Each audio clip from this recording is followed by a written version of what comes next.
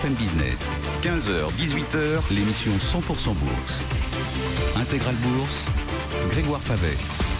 La dure journée de l'investisseur étranger qui est investi au Brésil. Là, c'est vraiment véritablement compliqué sur ce marché brésilien et c'est Bruno Vanier qui est avec nous pour en parler. Bonjour Bruno. Bonjour. Merci d'être avec nous, le président de Gemway Assets. Alors spécialiste, c'est votre cœur de métier. Vous faites ça à 100%, investir dans les pays émergents à travers des actions qui sont directement listées dans ces pays. Donc il n'y a pas de produit, c'est de l'investissement en actions, en direct dans l'ensemble du monde émergent. Je le disais, compliqué parce qu'effectivement là, le Brésil en ce moment est depuis quelque temps quand même, c'est double peine, hein. C'est la chute du réal, la chute de la monnaie et la chute des actifs boursiers. Hein. Oui, effectivement, depuis le début septembre, on perd presque 30%, enfin avec la séance d'aujourd'hui, sans doute un peu plus en dollars.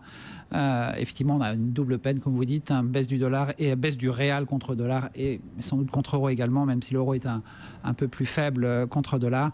Et baisse du Bovespa, quoi. Et bien sûr, le résultat de l'élection aujourd'hui n'a pas arrangé les choses, parce que c'est Dilma Rousseff qui revient pour un mandat de 4 ans, après un mandat finalement en demi-teinte, hein, même. En demi-teinte, j'ai pris un seul chiffre, mais on pourrait en prendre 10. Quand elle est arrivée en 2010, l'économie brésilienne tournait à 7,5% de croissance.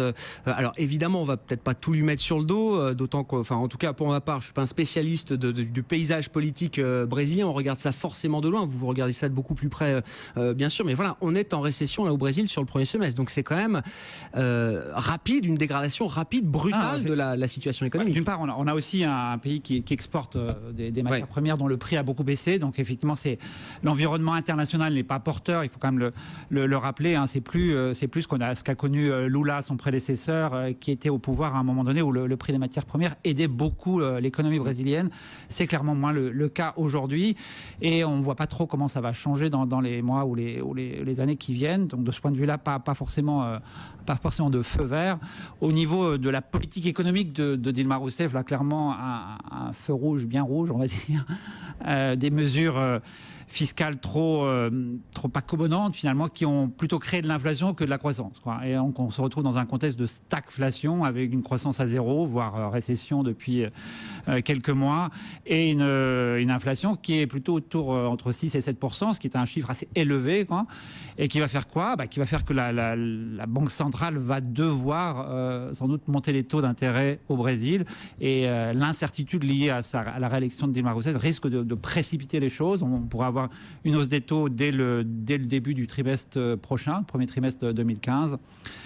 Donc clairement un contexte difficile, bien sûr, pour les investisseurs au Brésil. Hein. Qu'est-ce qui n'a pas fonctionné au Brésil ? Parce qu'à un moment, jusqu'en septembre, le marché brésilien a fait un top en septembre, début septembre. Bruno, on avait l'impression que les investisseurs allaient rejouer sur le Brésil ce qu'ils avaient joué sur l'Inde, par exemple. C'est-à-dire un candidat réformateur, élu, une banque centrale, un policy mix qui convenait en tout cas à l'investisseur et qui convenait à la situation économique du pays. Qu'est-ce qui a pas marché ? Pourquoi ça n'a pas fonctionné comme ça au Brésil ? Globalement, les investisseurs ont joué la victoire de Aécio Neves, ou en tout cas de l'opposition, ou plutôt la défaite de Dilma Rousseff, parce que en gros les investisseurs c'est tout sauf Dilma en fait, hein. Donc forcément la douche froide de sa réélection crée beaucoup d'incertitudes. Incertitudes qui étaient un petit peu attendues quand même globalement depuis un mois et demi, hein. Rappelons que le marché a fait son top début septembre et que depuis on a quand même déjà beaucoup perdu avant le résultat final. Alors le résultat du premier tour est effectivement aussi assez inattendu, hein, plutôt en faveur aussi de Dilma Rousseff. Donc tout ça crée une incertitude très importante sur le marché, avec des hausses et des baisses de plus de 5% par jour depuis ces dates-là, mais au final quand même une baisse forte, et surtout des perspectives quand même qui sont pas très positives pour les mois à venir. Le contexte n'est pas porteur. Si Dilma continue sa politique d'interventionnisme, clairement, c'est très négatif, hein. Elle a promis d'être une meilleure présidente que ce qu'elle avait été au cours de son premier mandat. Alors on est dans le jeu politique, j'imagine, mais est-ce que dans sa campagne, est-ce qu'elle a laissé entrevoir la possibilité, je sais pas, parce que là, il va falloir quand même qu'elle réunisse. Elle est élue à une majorité très très serrée, la plus serrée depuis qu'il y a des élections présidentielles au suffrage direct au Brésil. Donc on peut imaginer que politiquement, elle ait besoin justement de faire un geste. C'est possible ou pas du tout ? C'est possible. En fait, à mon avis, la pression viendra plutôt de l'extérieur. Hein. Ouais. Clairement, je pense que s'il y a des pressions fortes sur le réal à la baisse, tout ça est très inflationniste. On peut créer de l'inflation. Hein. Donc, c'est un mouvement, je dirais, un mouvement qui est plutôt négatif. Ouais. Hein. Donc, clairement, s'il y a vraiment des pressions de l'extérieur, elle sera obligée de faire quelque chose.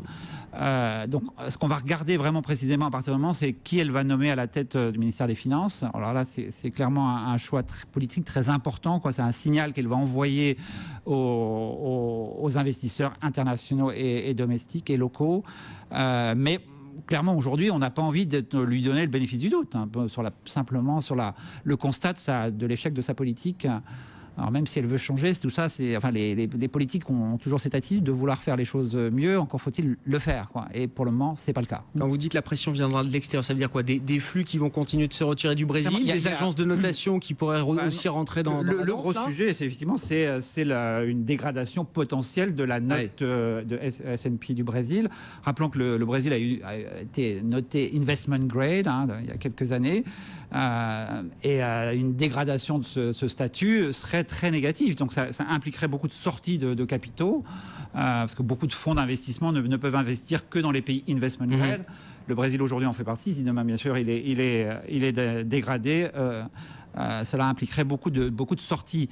Donc vraiment, la situation peut être assez problématique, et elle se doit dès maintenant d'envoyer des messages assez positifs de ce point de vue-là. Et comme je le disais, le poste du ministère des Finances sera un signe fort, un signal fort. Mais voilà, alors maintenant, l'économie est à zéro. Est-ce qu'elle peut aller plus bas? Bien sûr, elle peut aller plus bas. Elle n'est pas vraiment aidée avec le contexte extérieur, même si on s'attend au niveau global, notamment émergent, peut-être à des chiffres économiques un peu meilleurs l'année prochaine, en 2015, 2016, plutôt que par rapport à cette année.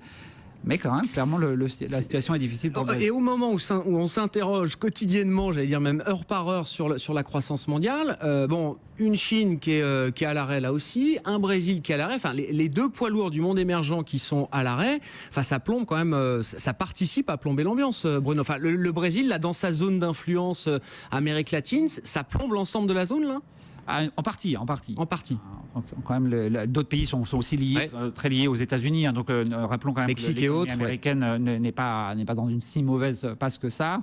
Mais c'est toujours difficile de faire des prévisions pour l'année prochaine. Mais quand même, on a un moteur extrêmement important qui est le consommateur américain, un paquebot important qui est plutôt en relative bonne santé. Donc, il ne faut quand même pas l'oublier. La Chine, évidemment, ralentit. Mais encore une fois, on a besoin de ce ralentissement en Chine parce qu'on avait une croissance excessive, trop importante, trop consommatrice de capitaux et destructrice de capitaux d'une certaine manière. Donc, le ralentissement chinois, il faut le voir dans une perspective plutôt de conversion de l'économie chinoise d'un modèle très, très tourné vers l'investissement à un modèle tourné plus vers la consommation. Tout ça, cette transition pour nous est globalement positive à moyen long terme, même si à court terme, elle crée un peu de ralentissement, et c'est négatif pour certains secteurs, certaines entreprises. Alors bien sûr, à nous de faire le choix des bons chevaux, entre guillemets. Justement, là, si on revient sur le Brésil, Bruno, le cas d'investissement brésilien, là, comment vous le présentez? Parce que j'imagine que dans votre fonds J'aime Equity, vous avez forcément un peu de Brésil. Vous avez quand même, effectivement. Vous devez un peu coller quand même, j'imagine. On a été très prudent quand même globalement sur toute l'année au Brésil, parce que c'est une zone que vous sous-pondérez par rapport à votre indice MSCI émergent. Tout à fait, beaucoup sous-modéré dans cette année, parce que vraiment lié à l'incertitude de cette élection politique sur laquelle on n'avait pas forcément d'inside comme la plupart des investisseurs, en disant si effectivement si elle revient au pouvoir, c'est forcément négatif. Et le marché était vraiment est parti à la hausse d'une manière, je dirais, presque délirante, sur l'espoir d'une élection, de l'élection de Aécio Neves ou de Marina Silva quand elle avait effectivement le vent en poupe. Donc clairement, on a été nous plutôt sous-pondérés, avec un chouette titre très, très défensif quand même sur des secteurs qui sont moins affectés par le ralentissement économique. Et à quoi on peut s'intéresser justement là quand on veut quand même investir au Brésil et qu'on veut essayer de se protéger au maximum? Alors il y a des secteurs qui restent très intéressants en termes de croissance, comme l'éducation notamment, et l'élection finalement d'Ilma Rousseff est plutôt positive pour ce secteur, qui bénéficie de fonds publics également. Donc ça ne devrait pas changer. Donc on a un cas d'investissement sur un certain nombre de sociétés cotées en bourse qui offrent des services d'éducation. C'est quoi, du academia local, des choses comme ça? Non, mais parce qu'on n'a pas tant d'exemples, on n'a pas beaucoup de sociétés cotées, nous, chez nous en France, qui sont dans ces métiers d'éducation. Il y a de ces sociétés aux États-Unis, quelques-unes en Chine et au Brésil, plusieurs au Brésil. Le cas brésilien est assez unique finalement. Donc ça nous intéresse. Qu'est-ce qui nous intéresse aussi? Il y a l'assurance vie, d'une certaine valeur une certaine société qui s'appelle BB Seguridade, qui bénéficie de tout un réseau le réseau de Banco do Brasil et qui le paye quasiment zéro. Donc ça, c'est un cas d'investissement extrêmement intéressant. J'ai envie de dire, quel que soit l'environnement macro-politique. Alors bien évidemment, tous ces jeux sont des jeux quand même réels. Donc si on estime que le réel baisse, clairement les cash flows de ces sociétés exprimés en euros ou en dollars vont baisser un petit peu. Mais on ne s'attend pas non plus à une baisse du réel extrêmement importante, quoi. Là, on est déjà à 2,50, 2,55 contre $. On a fait un bon parcours quand même. C'était un peu notre target, notre objectif, en début d'année. On était à 2,20 à l'époque à peu près, 2,50, 2,60. Ça m'étonnerait qu'on aille beaucoup plus bas, en tout cas à court terme. N'oublions pas que les taux d'intérêt au Brésil sont élevés, que le différentiel de taux, même si l'inflation est à 6,5, on a des différentiels de taux importants, des taux réels importants et des différentiels de taux face aux taux américains qui sont importants. Donc, et force de rappel contre la chute de la monnaie. Pas non plus voir le scénario trop noir, bien évidemment. Donc il y a toujours des opportunités d'investissement, quel que soit le cadre, même si effectivement ils sont un peu plus restreintes au Brésil qu'ailleurs. Donc, mais rassurez-vous, il y a d'autres pays qui vont mieux, comme vous parliez de l'Inde tout à l'heure. Alors là, effectivement, on a plutôt un contexte politique extrêmement positif, avec un gouvernement qui a pris les mesures et qui prend des mesures très positives de réforme. C'est ce qui manque au Brésil, bien évidemment. Juste pour finir, parce qu'on parlera, je veux vraiment qu'on termine sur le Brésil, mais il y a encore quelques années, tous les patrons qui venaient dans l'émission ou sur BFM Business, tout le monde nous parlait du Brésil comme d'un Eldorado. Il y a une classe moyenne structurée, c'est un pays qui a des règles, il y a une grammaire des affaires qui est peut-être plus facile qu'en Chine ou qu'en d'autres pays ou qu'en Inde. Et en fait, tout ça s'est effondré complètement. Et là, vous nous disiez au début de l'entretien, à moyen terme, là, il n'y a pas de raison qu'il y ait d'évolution positive. C'est quand même dur de se dire ça, là. C'est souvent le cas. On voit toujours on a vu les choses trop en rose. Alors voilà, c'est ça. Donc il y a un retour vraiment qui est important. N'oublions pas que c'est un grand pays avec une population très importante, un climat des affaires qui n'est pas non plus si dramatiquement négatif que ça. C'est-à-dire qu'il y a un problème au niveau des salaires, de l'indexation des salaires, c'est un terrain qu'il faudrait casser d'une certaine manière. Et là, on peut estimer que Lula, qui est quand même le mentor de Dilma Rousseff, aura un rôle à jouer. Parce que Lula a des relations avec les syndicats très, très bonnes. Sans doute, il va leur demander de faire un effort à ce niveau-là pour que Dilma puisse à faire bonne figure vis-à-vis de la communauté internationale. Donc on pourrait avoir un scénario pas si mauvais que ça à ce niveau-là. C'est vrai que cette indexation des salaires est un sujet qui a eu pour résultat finalement le manque de compétitivité des salaires qui augmentent plus vite que les gains de productivité, quoi. C'est un problème qu'on a connu aussi dans d'autres pays. En gros, on a besoin de quelques réformes, pas tant que ça finalement. En étant à zéro, on n'a pas besoin de faire grand-chose pour aller en positif ou légèrement positif. C'est possible. Je trouve qu'aujourd'hui, il est difficile de le dire, donc il ne faut pas forcément prendre de paris très importants aujourd'hui. Le marché a beaucoup baissé. N'oublions pas qu'il y a un certain nombre de sociétés qui se traitent à des niveaux de valorisation qui sont intéressants. Alors il y a des risques politiques importants, notamment pour les grands titres comme Petrobras, sur lesquels nous ne sommes pas présents et nous n'avons pas du tout envie d'être présents à court terme tant qu'on n'aura pas un contexte réglementaire plus précis. Mais dans d'autres cas, d'autres sociétés plus petites, certes, qui sont moins dans le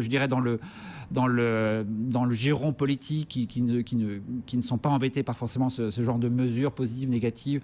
Là, il y a toujours des choses à faire et c'est là où on essaie de se concentrer. Sortir des grands indices, c'est souvent aussi la règle quand on investit dans les pays émergents et ça revient souvent dans la bouche des investisseurs.